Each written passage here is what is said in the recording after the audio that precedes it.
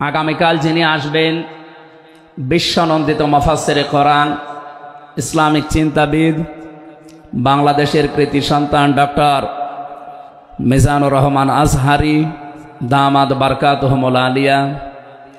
আগামীকাল আসবেন আলেমদের মাথার তাজ, ইসলামিক চিন্তাবিদ, মুফাসসিরে কোরআন জনাব শাইখ আহমদুল্লাহ আতালাল্লাহু উমরাহু ওয়া বারাকাল্লাহু ফি হায়াতি। সকলে বলেন আমিন। গতকাল এখানে যিনি আলোচনা রেখেছেন শাইখুল হাদিস ইবনে শাইখুল হাদিস, আমার কারাগারের সাথী, ইসলামিক চিন্তাবিদ, শিক্ষাবিদ, মুফাসসিরে কোরআন আল্লামা মামুনুল হক হাফিজাহুল্লাহ। গতকাল আলোচনা রেখেছেন শ্রদ্ধাভাজন বড় ভাই মুফাসসিরে কোরআন আব্দুল হাই মোহাম্মদ সাইফুল্লাহ আতালাল্লাহু উমরাহু ওয়া বারাকাল্লাহু ফি হায়াতি। সকলে বলেন আমিন। মঞ্চের ডানে বামে যারা আছেন সম্মানিত ব্যক্তিবর্গ, সামনে বসা মুসলমান ভাইরা, পর্দার আড়ালের সম্মানিতা মা এবং বোনেরা, প্রশাসনের ভাইরা, প্রাণ প্রিয় যশোরবাসী, আমি প্রথমে দোয়া করছি মহান রব্বুল ইজ্জাত আল জালালের দরবারে মরহুম শেখ আকিজউদ্দিন, তার একজন সন্তান এ দুনিয়া থেকে বিদায় নিয়েছে। এ মাহফিল যিনি এককভাবে বাস্তবায়ন করতেন খুলনা বেজেরডাঙ্গার ময়দানে, উনি কয়েক বছর আমাদের ভেতরে নেই। আলহাজ শেখ মমিন উদ্দিন, আল্লাহ রাব্বুল আলামিন তার কবরটাকে যেন জান্নাতুল ফেরদাউস বানিয়ে দেন, বলেন আমিন। দল মত জাতি বর্ণ ধর্ম নির্বিশেষে কোরআনে কারিম শোনার জন্য যারা এই ময়দানে ছুটে এসেছি রাতের বেলা, আমরা যে খুশি প্রকাশ করার জন্য বলছি আলহামদুলিল্লাহ। সম্মানিত দুইজন উপস্থাপক, আজকে আপনাদের সামনে যারা কথা বলছিলেন, আপনাদের যশোরের কৃতি সন্তান, বিশিষ্ট সঙ্গীত শিল্পী, শ্রদ্ধাভাজন বড় ভাই জনাব কবির বিন সামাদ দামাদ বারকাতুহুমুল আলিয়া। সম্মানিত উপস্থাপক হিসাবে আরেকজন আছেন বাংলাদেশের কৃতি সন্তান, ইসলামিক চিন্তাবিদ, নাশিদ শিল্পী বড় ভাই জনাব আমিরুল মমিনিন মানিক হাফিজাহুল্লাহ। যে আল্লাহ আমাদেরকে কণ্ঠ ছেড়ে দিয়েছেন কথা বলার জন্যে। 15.5 বছর মনে হচ্ছিল যে আমাদের বুকের ওপর একটা পাথর চাপা দেওয়া আছে। পাথরটা আল্লাহ নিজের কুদরতি ভাবেই সরিয়ে দিয়েছেন। যে আল্লাহ আমাদেরকে এখন এই যে কথা বলার মতো সুযোগ দিয়েছেন, বলেন আলহামদুলিল্লাহ। পৃথিবীতে মানুষ যা পেয়েছে সব কিছুর তুলনায় আল্লাহর কাছে কোরআনে কারিম শ্রেষ্ঠ সম্পদ। আজকের এই ময়দানে সম্পর্ক শুধু কোরআনে কারিমের সাথে, নয়তো আমরা এই হাজার লক্ষ মানুষেরা এ রাতের বেলা প্রচন্ড শীত অপেক্ষা করে আসতাম না। শুধুমাত্র শেখ মহিউদ্দিন সাহেব ডাক দিলে আমরা আসতাম, বিষয়টা এমন না। এখানে সম্পর্ক এই সৌন্দর্যের সাথে কোরআনের।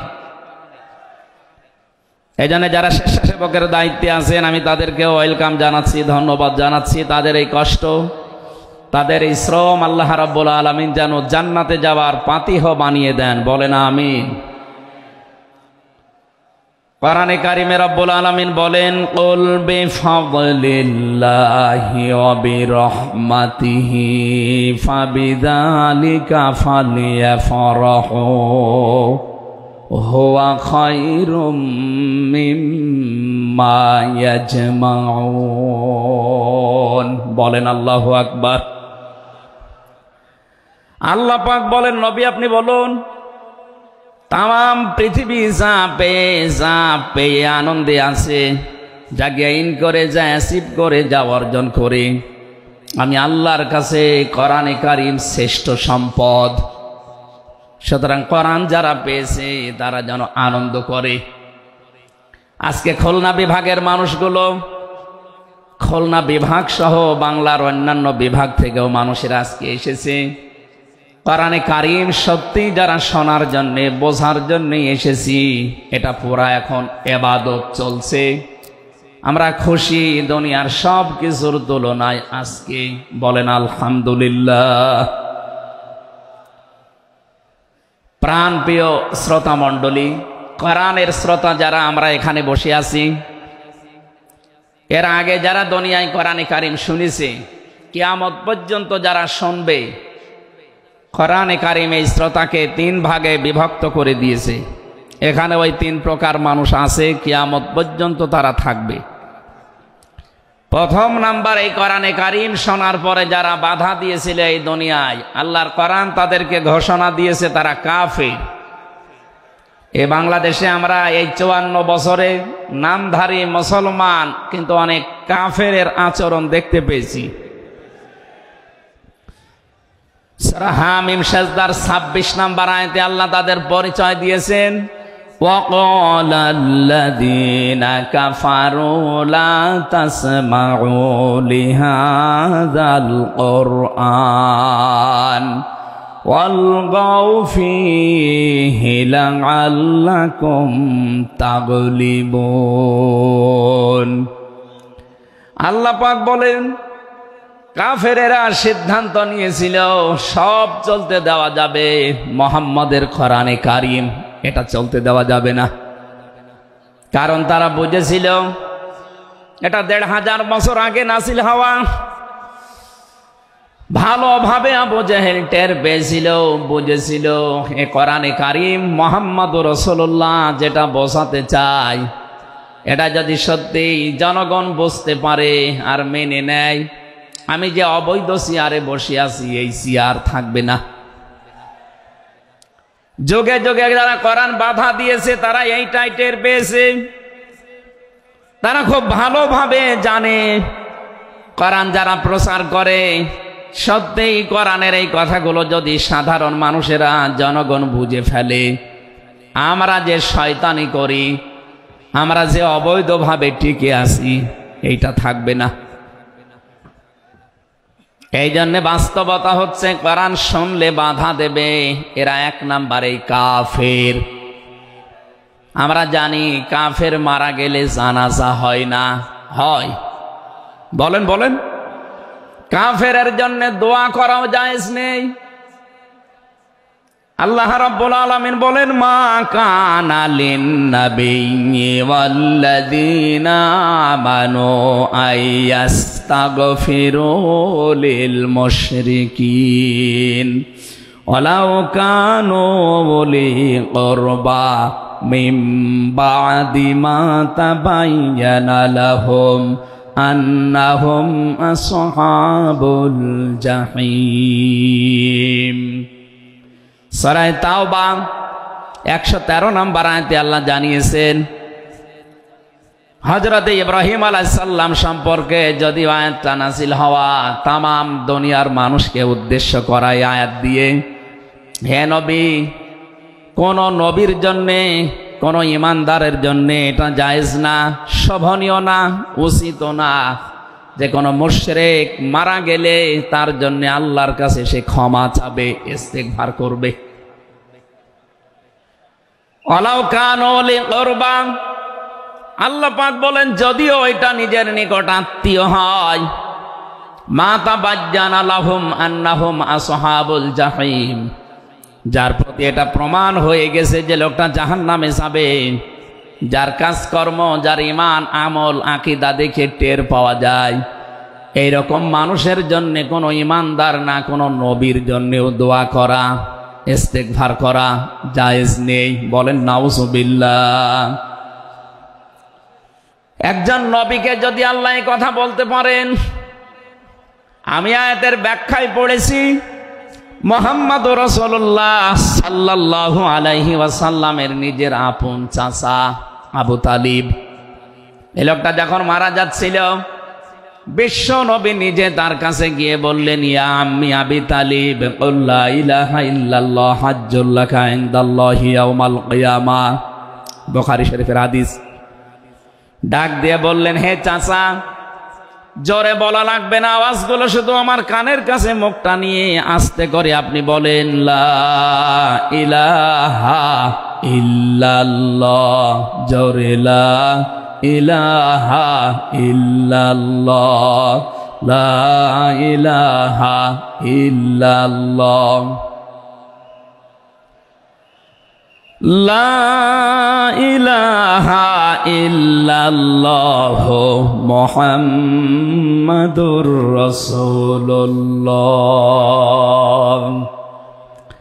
আপনি শুধু আল্লাহর একাত্মবাদের স্বীকৃতি দেন আমার কানের কাছে, এর সালাতের ঘোষণাটা দেওয়া লাগবে না, শুধু আল্লাহর ঘোষণাটা আমার কানের কাছে শোনান। কিয়ামতের দিন আমি আপনার জন্য আল্লাহর দরবারে ঝগড়া করে জান্নাতে নিয়ে যাব।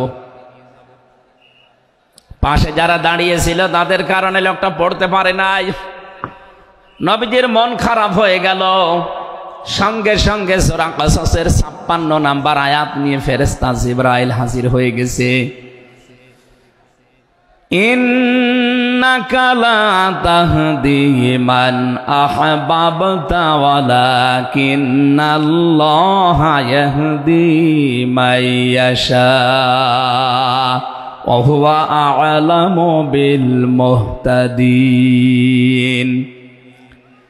আল্লাহ পাক বলেন, হে নবী, আপনি যাকে ভালোবাসেন, যাকে পছন্দ করেন, যাকে মনে করবেন আপনি হেদায়েত দেবেন না, আপনি পারবেন না, কারণ হেদায়েত আমি আল্লাহ আপনার হাতে দেইনি। হেদায়েত আমি আল্লাহ নিজের হাতে রেখে দিয়েছি। আমি আল্লাহ যাকে ইচ্ছা তাকে এটা দান করি, আর আমি আপনার চাইতে ভালো জানি যে হেদায়েত পাবে কে। জেলখানার ভেতরে 3টা বছর আল্লামা মামুনুল হক হাফিজাহুল্লাহ, আমরা দুইজন এক জায়গায় ছিলাম। সকালে এবং দুপুরের খাবার আমরা এক জায়গায় খেতাম। মাঝে মাঝে আমারে বলতেন যে হামজা, বাইরে যদি আল্লাহ নিয়ে যায় কোনোদিন কাফেরের জানাজায় যাব না, পড়াবো না। আমারে বারবার জিজ্ঞাসা করেছি, ভাই আপনি কাফের পান কোথায়? বাংলাদেশে তো সেরকম কাফের আমরা দেখি না। উনি আয়াতটা আমাকে শুনিয়ে বলেছিলেন, কাফের তো তারা যারা আল্লাহর কোরআনে বাধা দেয়। সুতরাং এই দেশে যারা কোরআনে বাধা দেবে সে ডাইরেক্ট হোক ইনডাইরেক্ট হোক, সূরা হামিম সেজদার 26 নম্বর আয়াতের দলিল অনুযায়ী লোকটা কাফের। কাফেরের জানাজা পড়া কিন্তু হারাম।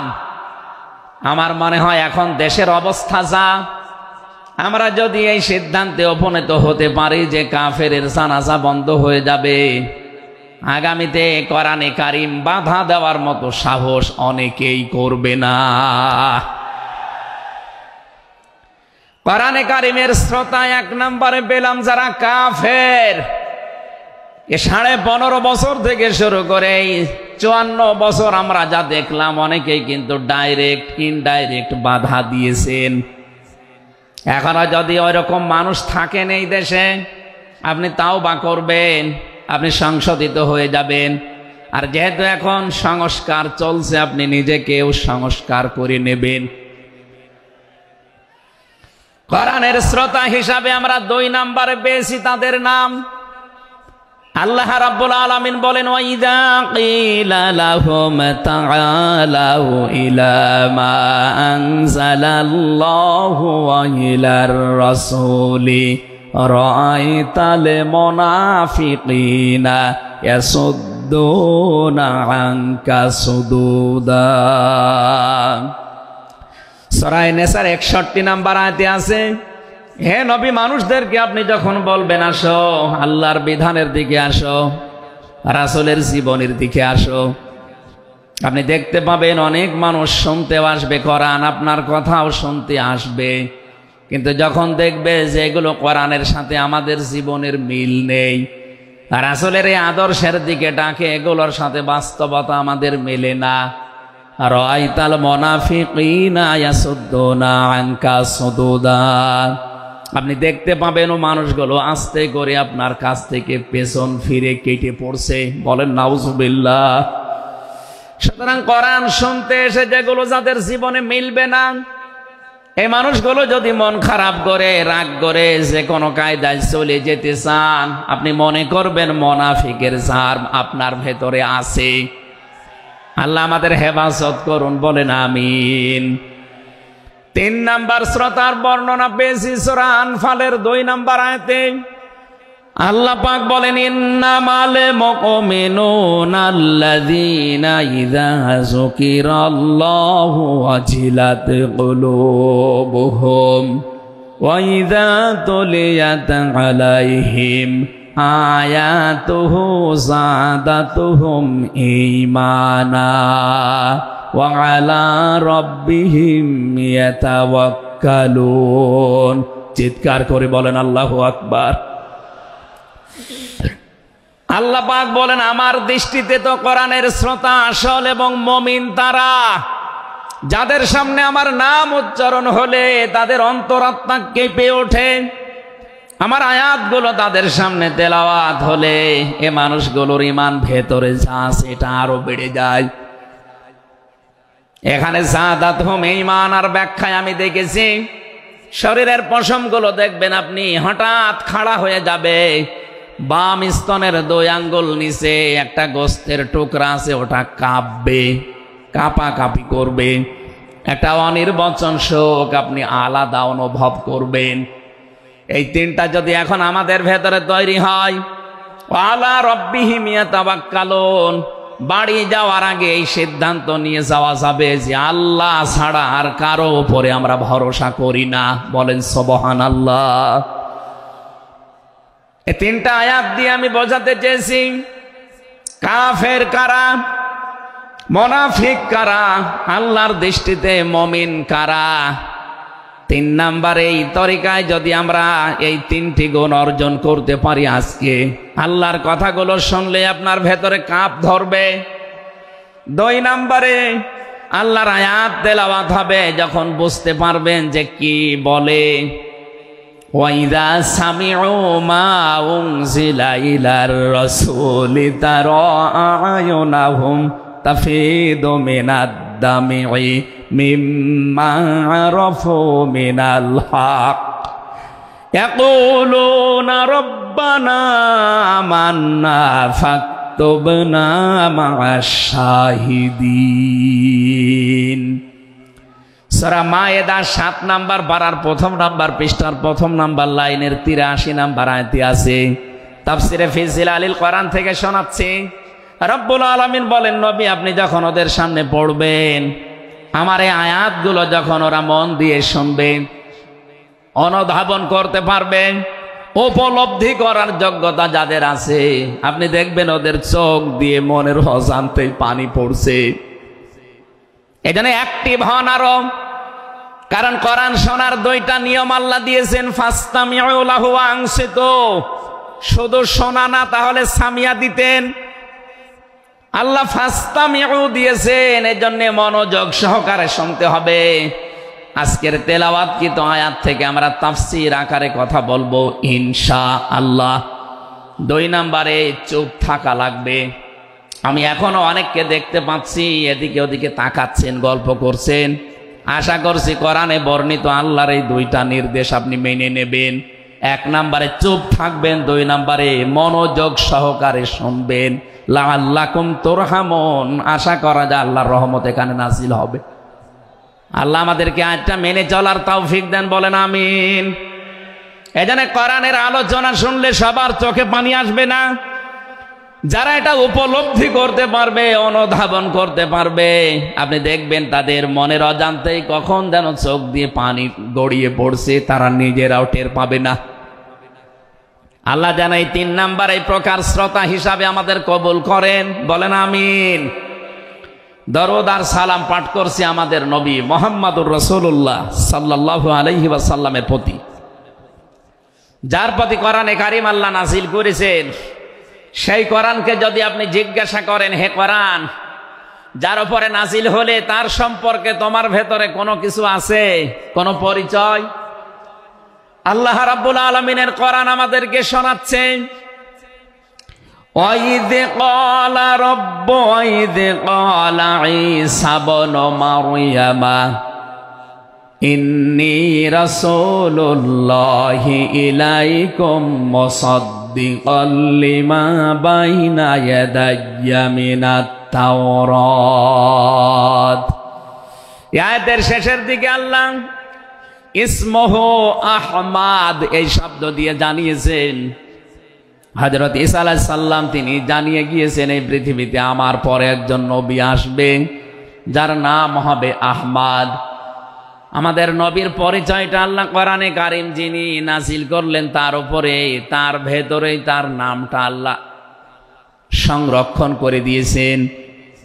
প্রশ্ন আসতে পারে, এক একজনের তো বহু নাম আমরা দেখি, হে কোরআন তোমার ভেতরে কি মুহাম্মাদুর রাসূলুল্লাহ সাল্লাল্লাহু আলাইহি ওয়াসাল্লাম এই নাম তোমার ভেতরে আল্লাহ কি তার সম্পর্কে দিয়েছেন নাকি? আমরা যে তেলাওয়াত করেছি সূরা ফাতিহা, এই সূরা থেকে যেহেতু আজকে আলোচনা করব, এই সূরার প্রথম আয়াতে আমার আল্লাহ আমার নবীর নামকে উল্লেখ করে জানিয়েছেন। এটা 29 নম্বর আয়াত, মুহাম্মাদুর রাসূলুল্লাহ। সূরা ফাতিহার 29 নম্বর আয়াতটা আমরা পড়েছি 4 ভাগের 1 ভাগ। এই আয়াত থেকে আমরা আজকের আলোচনার বিষয় সাজিয়েছি।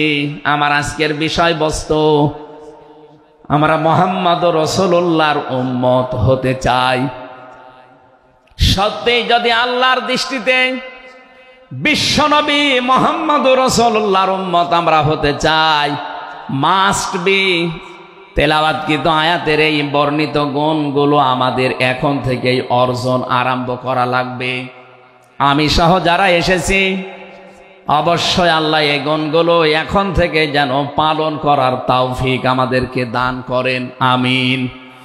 সূরার নাম সূরা ফাতিহা, ফাতাহ মানে বিজয়। এ সূরার প্রথম আয়াতের ভেতরে এই শব্দটা আছে, এখান থেকে নামকরণ করা হয়েছে। আল্লাহ রাব্বুল আলামিন বলেন, ইন্না ফাতাহনা লাকা ফাতহাম মুবিনা। অবশ্যই হে নবী আমি আপনাকে একটা সুস্পষ্ট বিজয়ের সুসংবাদ দিচ্ছি। এই বিজয়ের ঘটনা তো ঐতিহাসিকভাবে ইবনে কাসিরের ভেতর থেকে আমি শিক্ষার জন্য এবার বলছি। এদিকে খুব অ্যাক্টিভ হয়ে থাকবেন। এই সূরা ফাতিহার 18 নম্বর আয়াত। আমার যতটুকু পড়াশোনা আছে, আমার যতটুকু লেখাপড়ার স্টাডি আছে, এই আয়াতটা এখন বাংলাদেশে সবচাইতে বেশি প্রয়োজন। সূরা ফাতিহা 18 নম্বর আয়াত। যে যেখানে আছেন, দাঁড়িয়ে আছেন, বসে আছেন, শুয়ে আছেন, কান এবার খাড়া করে দেন। হুদায়বিয়ার সন্ধির যে ঘটনা আমরা শুনেছি এতদিন পর্যন্ত, শুধু শুনেছি অনেকে, কিন্তু এখান থেকে শিক্ষাটা আজ অনেকে নেয়নি। বাংলাদেশের এখন যে অবস্থা, এই শিক্ষা নেওয়ার সময় এখনই। নবীজি 1400 মানুষ নিয়ে এসেছিলেন সাহাবা একরাম নিয়ে হজ করার জন্যে। হুদায়বিয়া নামক যে জায়গাটা এখন কূপ আছে, এখানে এই জায়গায় নবীজি আশ্রয় নিলে আস্তানা গাড়লেন, তাঁবু গাড়লেন। কাফেরদের পক্ষ থেকে এখানে প্রতিবন্ধকতা সৃষ্টি করা হয়েছে যে না, আপনাদেরকে আমরা আর যেতে দেব না। বিশ্বনবী তাদেরকে প্রস্তাব দিলেন যে আমরা কিচ্ছু নিয়ে আসিনি সাথে করে, শুধু হজ করেই চলে যাব। কাফেরদের পক্ষ থেকে আওয়াজ এলো, না আপনাকে আমরা যেতে দেব না, তবে আমাদের একটা প্রস্তাব আছে। আপনি যদি আগামী বছরে আসেন হজ করে যেতে পারবেন, কিন্তু এবছরে আপনাদেরকে আমরা আল্লাহর ঘর কাবায় যেতে দেব না। কি নিষ্ঠুর আচরণ! তাকান, আল্লাহ পাকের নবী আল্লাহর ঘর তাওয়াফ করবে, বাধা দিচ্ছে যারা আল্লাহকে বিশ্বাস করে না তারা।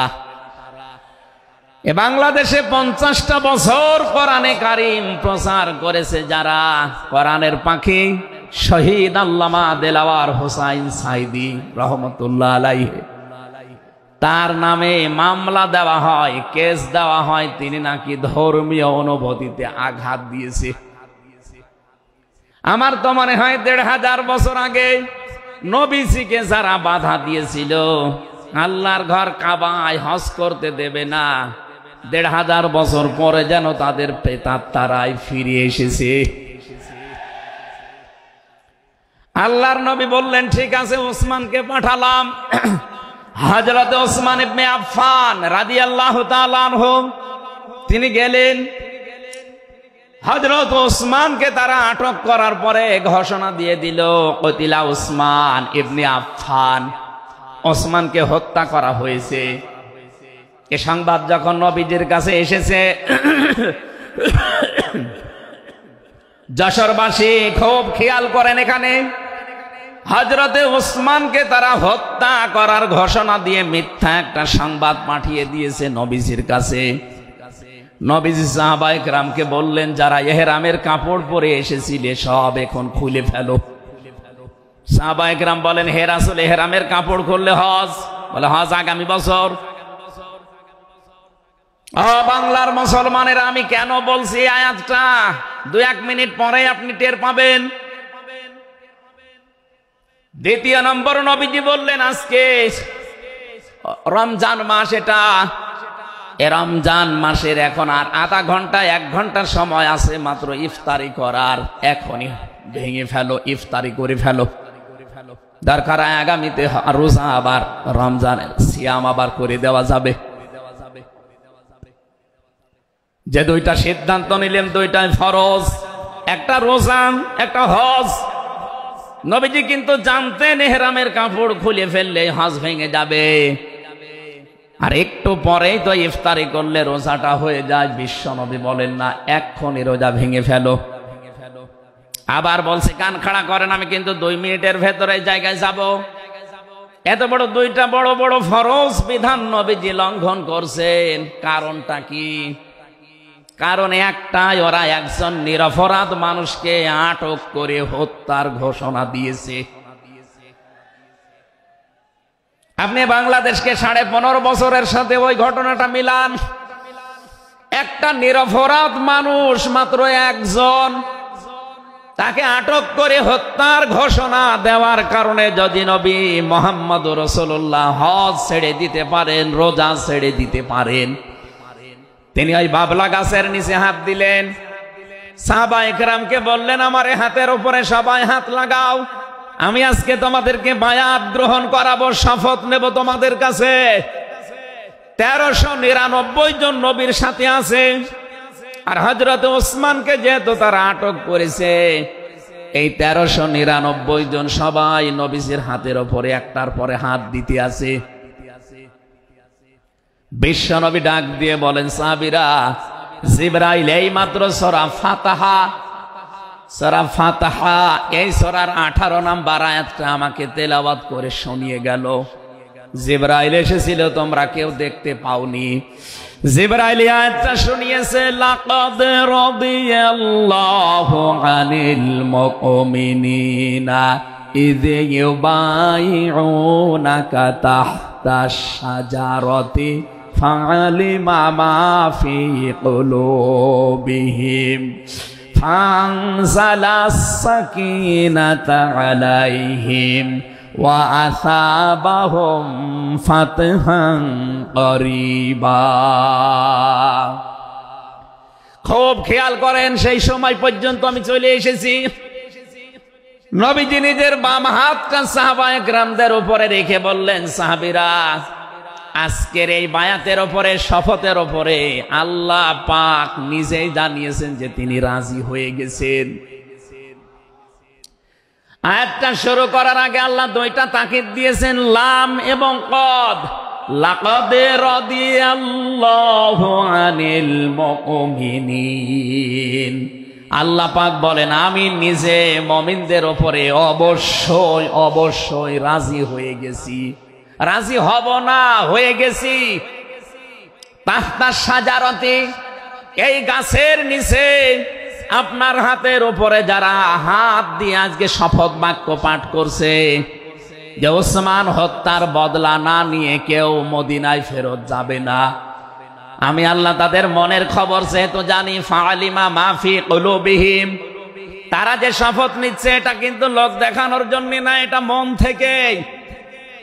ফানসালাস সাকিনাতা আলাইহিম, তাদের উপরে আমি আল্লাহর প্রশান্তি নাসিল হয়ে গেছে অলরেডি। ওয়াসাবাহুম ফাতাহান করিবা, তাদেরকে আমি আসন্ন একটা বিজয়ের সুসংবাদ দিচ্ছি। সুতরাং এই বায়াতের রিদওয়ানের উপরে যেহেতু সবাই হাত দিয়েছে, ওসমানের হাতটা এখানে নেই, হে নবী আপনার বাম হাতটা উপরে তুলে ধরেন, এইটাই আমি ওসমানের হাত হিসাবে মেনে নিলাম। তার মানে 1400 মানুষের উপরে আমি আল্লাহ অলরেডি রাজি হয়ে গেছি। আমার মুসলমান ভাইরা, এবার আমি খেয়াল করার জন্য আর একবার বলছি, এইটা বলার জন্য আমি এতক্ষণ ঘুরছিলাম। একটা নিরপরাধ মানুষকে ওরা মিথ্যা তথ্য ছড়িয়েছে যে আটক করা হয়েছে, মেরে ফেলা হয়েছে, হত্যা করা হয়েছে। নবীজি একজন মানুষের জীবনের বদলা নেওয়ার জন্য 1400 মানুষকে তিনি বায়াত করাচ্ছেন, শপথ বাক্য পাঠ করাচ্ছেন। একটু খেয়াল করেন তো, একজন মানুষের জীবনের জন্য জীবন দিতে প্রস্তুত 1399 জন, আর নবী সহ এমন বাক্য তিনি পাঠ করিয়েছেন, এমন শপথ নিয়েছেন যে আল্লাহ অলরেডি রাজি হয়ে আয়াত নাজিল করছেন। নবীজি বললেন ওরা ওসমানকে হত্যা করেছে, ওসমান একজন নিরপরাধ মানুষ। একটা নিরপরাধ মানুষকে বিনা কারণে আটক করে হত্যা করেছে, ওদের কোনো ক্ষমা নেই। আমরা আজকে এই 1400 মানুষ শপথ নিলাম, ওদেরকে হত্যার প্রতিশোধ না নিয়ে আমরা কোনোদিন আর মক্কা মদিনায় ফেরত যাব না। আমার তো মনে হচ্ছে বাংলাদেশে এখনো বহু মানুষ বিনা কারণে যাদেরকে হত্যা করা হয়েছে, নিরপরাধ মানুষগুলোকে ফাঁসির কাস্টে ঝোলানো হয়েছে, কত মানুষকে মৃত্যুর দিকে ঠেলে দিয়েছে।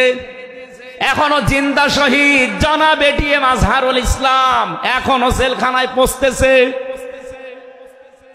বানানো বিচার ব্যবস্থা, বানানো বিচারপতি, নিজেদের উকিল, নিজেদের পিপি, নিজেদের সাক্ষী, নিজেদের রায় সব দিয়ে একটা মানুষকে আর 17 বছর আপনি আটক করে রেখেছেন। আমার তো মনে হয় এখন সময়ের দাবি, সূরা ফাতিহা থেকে যেহেতু তাফসীর শুনছেন, আজ এই বাংলার 18 কোটি জনগণের উপরে যদি আল্লাহ পাক খুশি হতে চান, এই নিরপরাধ মানুষগুলোকে জেলখানা থেকে মুক্ত করা লাগবে।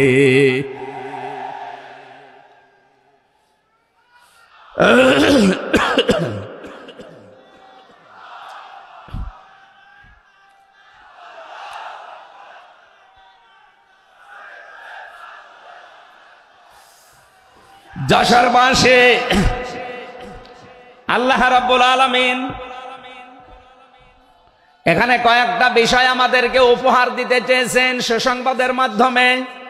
1 নম্বরে আল্লাহ বলেন আমি রাজি হয়ে যাব। 2 নম্বরে ওদের মনের মূল কথাগুলো যেহেতু আমি জানি, সুতরাং যারা নারায়ে তাকবীর আল্লাহু আকবারের স্লোগান দিয়ে এই মাজলুম মানুষটার পক্ষে অবস্থান নিলেন, আমার তো মনে হচ্ছে ফানজালাস সাকিনাতা আলাইহিম, আল্লাহ পাক তার রহমত এখন এ দেশের উপরে নাজিল করবে। 2 নম্বরে ওয়াসাবাহুম ফাতাহান করিবা, একেবারে সুপ্রসন্ন নিকটবর্তী বিজয় আমাদেরকে আল্লাহ এই মাজলুম মানুষটার পক্ষে দাঁড়ানোর কারণে দেবে। আমি আজকেও একজন জেল খাটা মানুষের সাথে কথা বলছিলাম, তিনিও প্রায় 3.5-4 বছর জেলে ছিলেন। তিনি জ্বালাচ্ছিলেন যে হামজা ভাই, আসলে আমরা যারা জেলে ছিলাম তারা ছাড়া এটা বোঝানো সম্ভব না। বহু মানুষ বিনা অপরাধে, বিশেষ করে 15.5 বছরে তো হবেই, বিনা কারণে বিনা অপরাধে কিচ্ছু জানে না, বছরের পর বছর জেলে পচতেছে।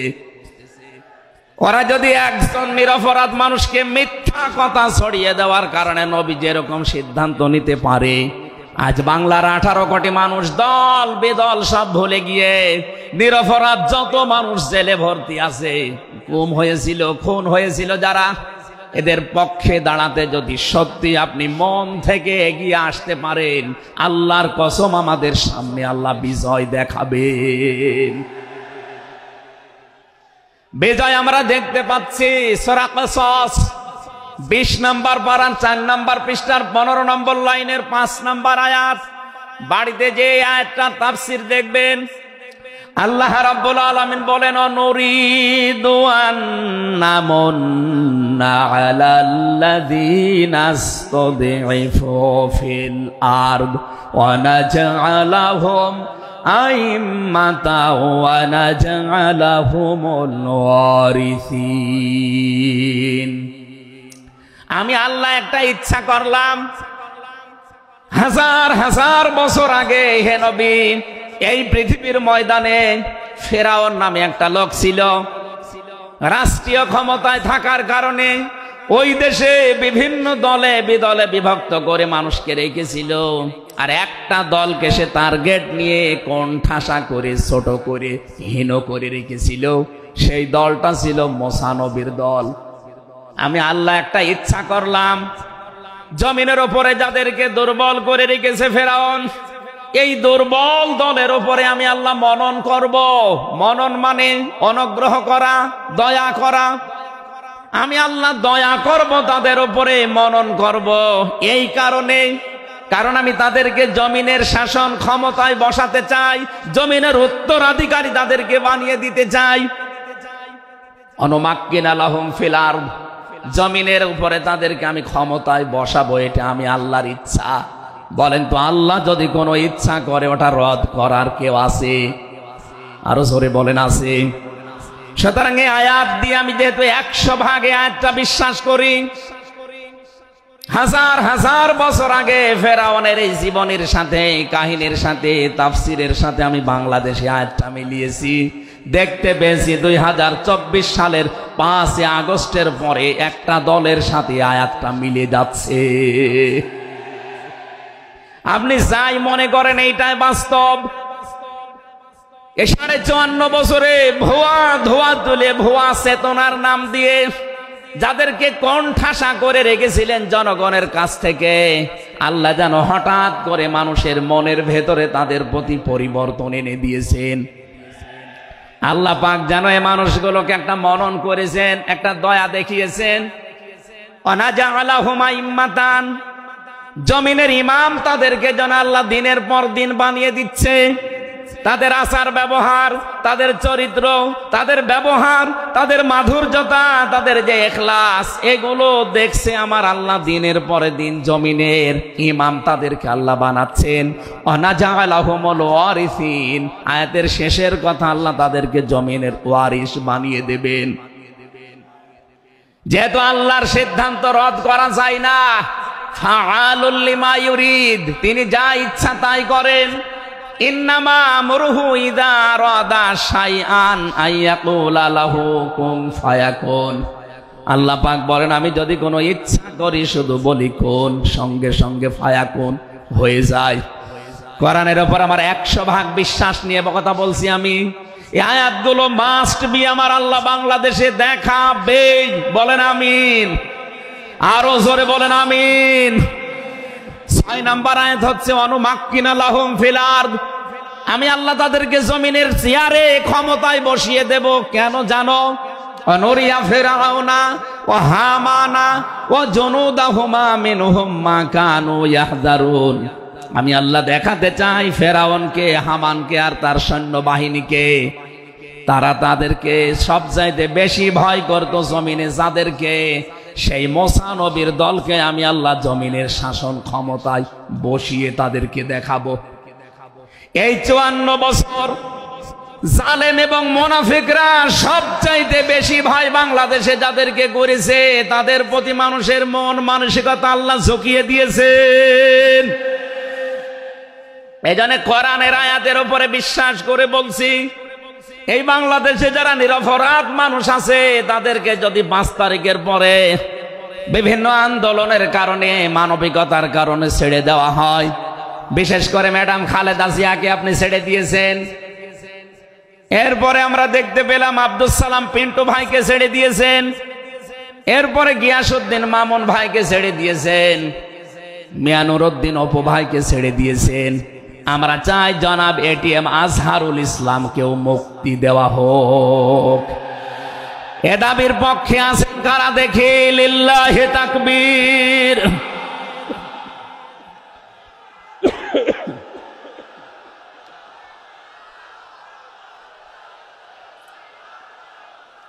আলহামদুলিল্লাহ ভাই, আমি আয়াতটা পড়লাম এই জন্যে ১৫০০ বছর আগে একটা নিরপরাধ মানুষের পক্ষে দাঁড়ানোর কারণে যদি আল্লাহ এতগুলো সুসংবাদ দিতে পারে, সাকিনা নাজিল করা, সুপ্রসন্ন, একেবারে নিকটবর্তী বিজয় দেওয়া, আমরা যদি আজ নিরপরাধ মানুষগুলো যারা আজ জুলুমের শিকার হয়ে 15.5 বছর 17 বছর মানবেতর জীবন যাপন করছে, আমি তো 3 বছর তার ভুক্তভোগী। 3টা বছর আমাদেরকে ফাঁসির কন্ডেম সেলের ভেতরে 24 ঘন্টা লকআপ দিয়ে রাখতেন। কি করেছিলাম আমরা? আজকে এই যে মাহফিলের 6 জন আলেমের ভেতরে আমরা 3 জনই এক জায়গায় ছিলাম জেলখানায়, আর বাকি 3 জনের ভেতরে একজন তো বাইরের দেশে, আর 2 জন আব্দুল হাই সাইফুল্লাহ, শাইখ আহমদুল্লাহ, 2 জন মুসলিম। তাদেরকেও কোরআনের কথায় দেশে 15.5 বছর আপনারা বলতে দেননি। এজন্য আমি আয়াত থেকে যেটা শিক্ষা দিতে চাই, কাটছাট কথা বলছি। বাংলাদেশে যদি আল্লাহর সাকিনা, প্রশান্তি মনে এবং বাইরে আপনি দেখতে চান, সুপ্রসন্ন বিজয় যদি দেখতে চান, অবশ্যই আপনাকে নিরপরাধ যারা এখনো পর্যন্ত বিভিন্ন জায়গায় মাজলুম হয়ে আছে তাদের পক্ষ নেওয়া লাগবে। এই কথা বলুন। আল্লাহ আজকে আমাদের জীবনে 100% মেনে চলার তৌফিক দেন, বলেন আমিন। এই সূরা ফাতিহা থেকেই আমরা পড়েছি 29 নম্বর আয়াত। আমাদের আলোচনার বিষয় মুহাম্মদুর রাসূলুল্লাহর উম্মত কারা। রব্বুল আলামিন বলেন মুহাম্মদুর রাসূলুল্লাহ, মুহাম্মদ সাল্লাল্লাহু আলাইহি সাল্লাম আল্লাহর রাসূল। হে নবী, দুনিয়ার কেউ যদি আপনার রিসালাত স্বীকার না করে, কেউ যদি সাক্ষী না দেয়, আমি আল্লাহ নিজে সাক্ষী দিয়ে দিলাম আপনি আমার রাসূল। সুতরাং এই বাংলার জমিনে কেউ যদি নবীর আদর্শ না মানে, বিশ্ব নবীর কোনো ক্ষতি হবে না, আল্লাহরও কোনো লস নেই, যত ক্ষতি আমাদের। কথা বলেন না কেন? কোরআনের চোখ লাগিয়ে দেখতে পাচ্ছি এদেশে হাজারো মানুষ জাহান্নামে দৌড়াচ্ছে, কারণ নবী মুহাম্মদুর রাসূলুল্লাহ বাদ দিয়ে পৃথিবীতে যদি অন্য কাউকে কিয়ামত পর্যন্ত কেউ আদর্শ মেনে চলে, কোরআনের কসম দিয়ে বলছি মাস্ট বি লোকটা জাহান্নামী। এজন্য এরকম আচরণে যারা আছেন, বুঝে হোক না বুঝে হোক, আল্লাহ রাব্বুল আলামিনের পরিচয় দেওয়ার আগে আমার আল্লাহ রাসূলের পরিচয় আমাদের কাছে দিয়েছেন। রাব্বুল আলামিন বলেন কুল হুয়াল্লাহু আহাদ আল্লাহুস সামাদ লাম ইয়ালিদ ওয়া লাম ইউলাদ ওয়া লাম ইয়াকুল লাহু কুফুয়ান আহাদ।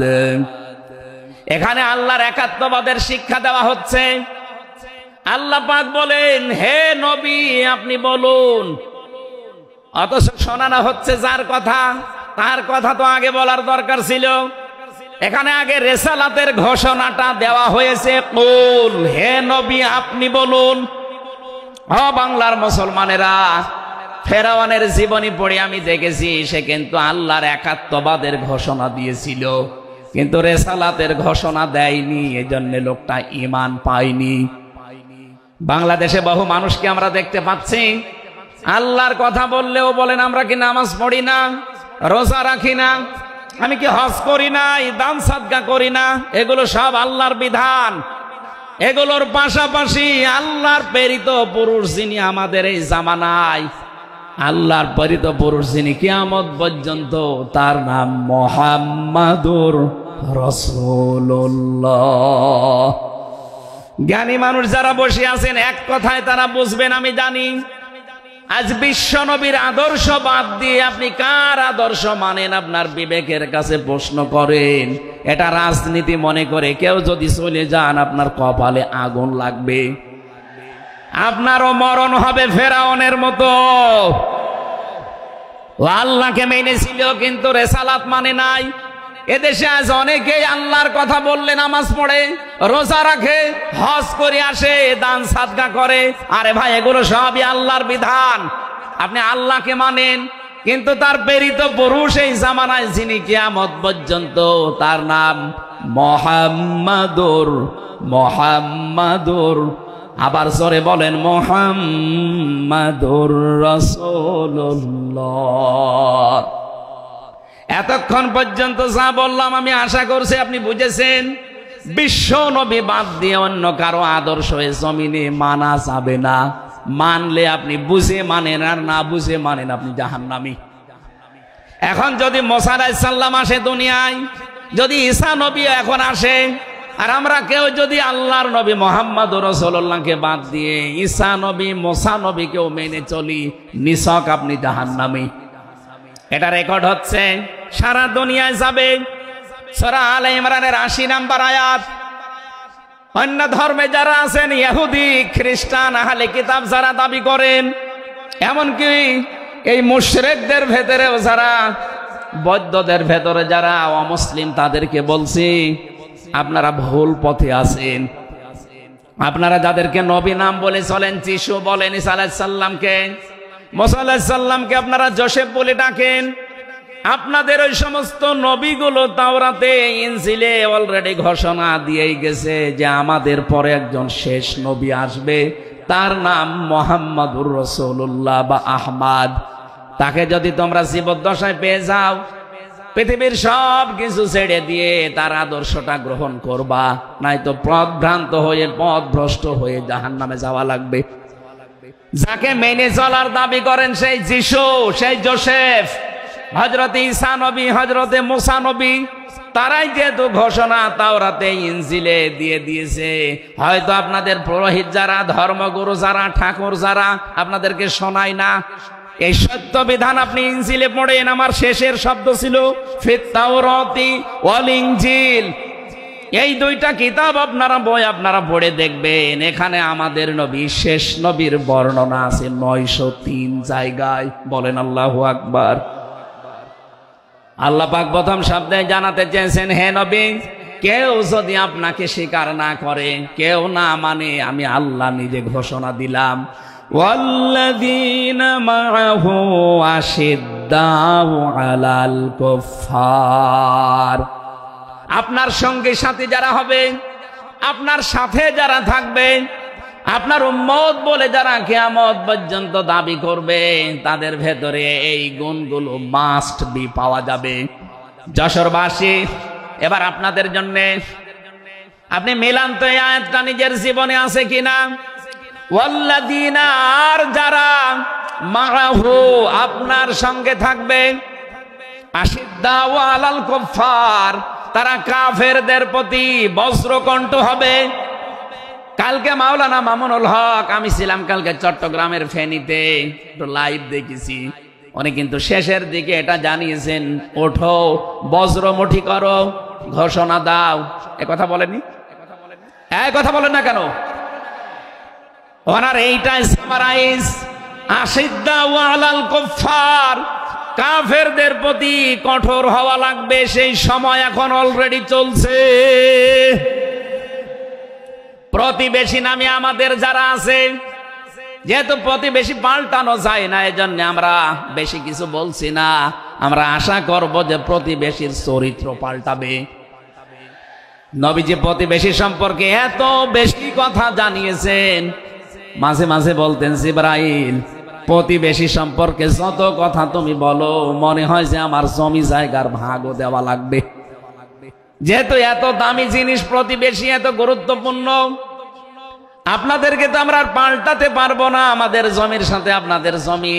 এই জন্য বলছে আপনারা চরিত্র পাল্টাবেন। আপনি মাইক্রোসফট, ভয়েস অফ আমেরিকা, এগুলো সব খ্রিস্টানরা, ইহুদিরা চালায়। তারা তামাম দুনিয়ার ২৫৭টা রাষ্ট্রে কিন্তু অলরেডি জানিয়ে দিয়েছে, বিশ্বে সবচাইতে বেশি মিথ্যা কথা বলা হয় ভারতে। পৃথিবীর ২৫৭টা রাষ্ট্রের ভেতরে সবচাইতে বেশি সংখ্যালঘুরা নিরাপত্তার সহিত বাস করে বাংলাদেশে। অথচ এই দুইটা এতদিন, এই ৫৪ বছর আমরা স্বাধীন হয়েছি, ৫৪টা বছরে আমাদের পেছনে এই মিথ্যা দুইটা তথ্যই প্রতিবেশীরা ছড়িয়েছে। সারা দুনিয়ার মোড়লদেরকে বলতো যে বাংলাদেশে সংখ্যালঘু নির্যাতন হয়। এদেশের গোবিন্দ পরামানিক, কুমার, কুমার কি সেন যেন কয়েকজন মিলে তারা বিবৃতি অলরেডি মাঝে মাঝাই দিচ্ছে যে আগস্টের 5 তারিখের পর থেকে বাংলাদেশে আমরা সবচাইতে বেশি নিরাপত্তায় আছি সংখ্যালঘুরা। এখনো তো কোরআনে কারিম এই দেশে কায়েম হয়নি। আমি কোরআনের এই অনুষ্ঠান থেকে আপনাদেরকে গ্যারান্টি দিতে পারি, আল্লাহর কসম, কোরআনে কারিম যদি দেশের রাষ্ট্রীয় ক্ষমতায় চলে আসে, বাংলাদেশের সবচাইতে বেশি নিরাপদে থাকবে সংখ্যালঘুরা। একজন মুসলমানের মাথায় যদি কেউ আঘাত করে একটা গুনাহ হবে, একটা অমুসলিমের গায়ে যদি কেউ আঘাত করে ডবল গুনাহ হবে। বাংলার মুসলমানেরা অনেকে মনে করেন যে এটা মনে হয় নতুন হাদিস। না, আপনি একজন মুসলমানকে আপনি মারলেন, আপনার নিজের ভাই, সে আল মুসলিম ও আখুল মুসলিম, কিন্তু অমুসলিম আপনার ভাই, এ কথা কোরআনেও নেই, হাদিসেও নেই। কে কথা বলেন এখন? তিনটা বিষয় যদি কারো ভেতরে পান, সে যেই হোক। এক নম্বরে কেউ যদি আমার কেবলাকে কেবলা মনে করে, ফাহুয়া আখি, সে আমার ভাই। 2 নম্বরে আমার জবাই করা জিনিস যদি সে খেতে চায়, ফাহুয়া আখি, সে আমার ভাই। 3 নম্বরে সে যদি আমার মতো নামাজ পড়ে, সে আমার ভাই। সুতরাং এই 3টা বিষয় সামনে রেখে আমরা এই দেশে যারা আছি, মতের হয়তো মিল নেই, দলের হয়তো নামের মিল নেই, কিন্তু এই 3টা বিষয় যারা মানবেন, আমার মতো নামাজ পড়বেন, আমার কাবাকে কাবা মনে করবেন, আমার জবাইকে তো ব্যস্ত আপনিও খাবেন, এটা যেই হোক, এই দেশে আমরা সবাই তাকে ভাই ভাই ভাই মনে করি। কথা বলেন ঠিক কিনা? এই 3টার বাইরে যারা আছেন তারা তো আর আমার ভাই না। তাদের সম্পর্কে কি? তারা আমার এই দেশের আমানাত। 1 নম্বরে এই সংখ্যালঘু যারা আছে, হিন্দু হোক, খ্রিস্টান হোক, বৌদ্ধ হোক, মুশরিক হোক, যাই হোক, যারা আছে তাদের উপর যদি আপনি অত্যাচার করেন, তাদের মন্দির ভাঙেন, তাদের দেবতাকে গালি দেন, তাদের মাথায় বাড়ি দেন, চাঁদাবাজি করেন, 1 নম্বরে জুলুমের গুনাহ হবে, 2 নম্বরে আমানতের খেয়ানতের গুনাহ হবে। এই জন্য আমরা সাবধান থাকি। আগস্টের 5 তারিখের পরে আমরা অনেকের চরিত্র একটু ওলট পালট দেখতে পাচ্ছি। আশা করছি আপনি থামবেন, নয়তো কিন্তু বদনাম হয়ে যাচ্ছে। আপনি গোয়েন্দা বিভাগের খোঁজ রাখেন, তারা কিন্তু সব নখদর্পণে রেখেছে, কে কি করছে এটা সব তারা দেখছে। এই জন্য আমরা এমন কোন আচরণ না করি আপনার নিজের ভুলের কারণে নিজের পায়ে আবার কোড়াল লেগে যায়। তারা সব দেখতে পাচ্ছে এই 4.5 মাসে কারা মানবতার জন্য কাজ করে, কারা দেশের জন্য কাজ করে, কারা এই 2780 জন মানুষ হাসপাতালের বেডে কাতরাচ্ছে, এদের কাছে কারা গেছে সব খোঁজ তাদের কাছে আছে। 2732 জন মানুষ হত্যা হয়েছে একজনের নির্দেশে। এতগুলো শহীদ পরিবারের পাশে কারা কারা দাঁড়াচ্ছে সব তাদের কিন্তু ডকুমেন্ট আছে। এই জন্য আপনি মনে করছেন আমি ডুবে ডুবে জল খাবো, ঘোলা পানিতে মাছ শিকার করব, কেউ কিছু টের পাবে না, কখনো না। সব তাদের আয়ত্তের ভেতরে আছে। এই জন্য এমন কাজ করা দরকার আমাদের, আগামীতে যেন শুধু ওই 14 দল বাদ দিয়ে আমরা যারা মজলুম আছি, এই মানুষগুলো যেন রাষ্ট্রের দায়িত্ব পায়, আর কোরআন আর হাদিস দিয়ে বাংলাদেশের 56,000 বর্গ মাইল চলে। কারা কারা রাজি আছেন দেখি? লিল্লাহি তাকবীর।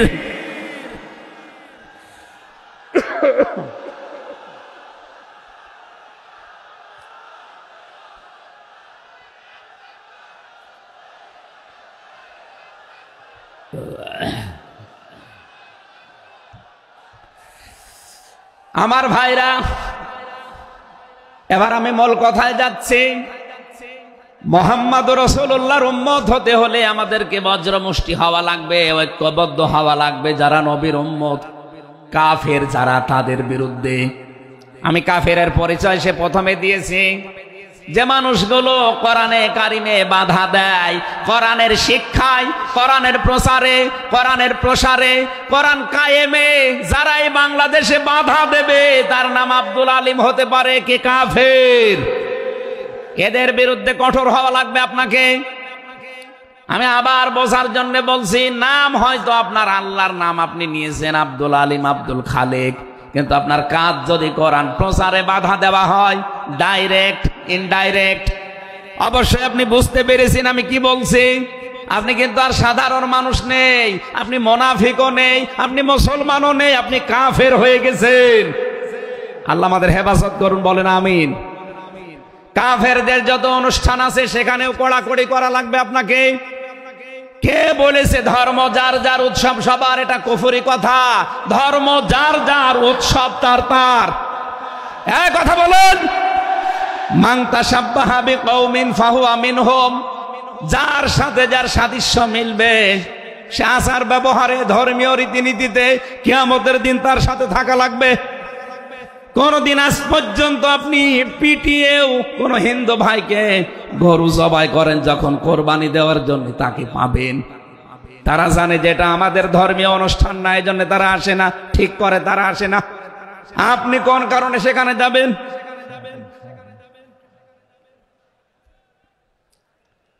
রোহামা ও বাইনাহুম।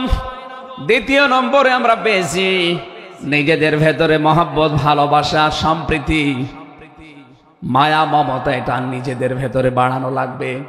আপনি নবীর উম্মত হতে চান অথচ এটা নিজেদের ভেতরে আরো দূরত্ব তৈরি করেন না। এটা নিজেদের ভেতরে আরো স্যাক্রিফাইস করে হোক, ডাকাডাকি করে হোক, নিজেদের ভেতরে এটা তৈরি করা লাগবে আরো বেশি।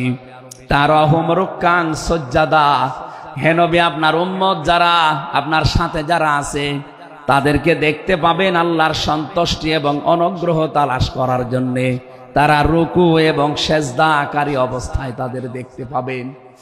নবীর উম্মত যারা এসেছেন, অন্য ধর্মের লোকদেরকে বাদ দিলাম, বিশ্ব নবীর উম্মত যারা এখানে বসে আছেন, আমাদের উচিত হবে যতদিন আজরাইল না আসে ফরজ নামাজ আমরা কোনোদিন ছেড়ে দেব না। আরো জোরে বলেন। আল্লাহ যেন এটা মেনে চলার তৌফিক দেন আমাদের একেবারে জীবনের শেষ দিন পর্যন্ত।